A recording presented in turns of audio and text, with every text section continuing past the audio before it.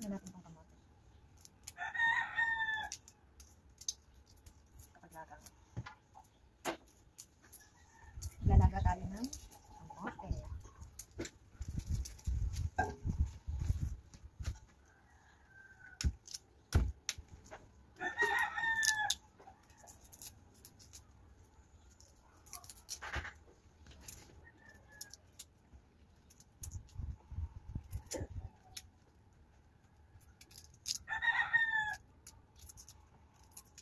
Kasi dito sa likod.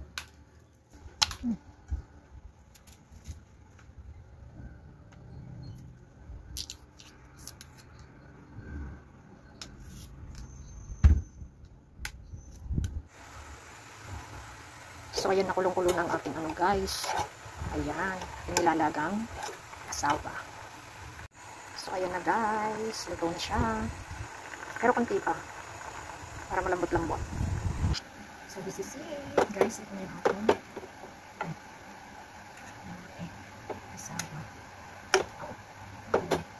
Sarap sana kung may nyog. Yun. So, sauce and nyog. Asukal.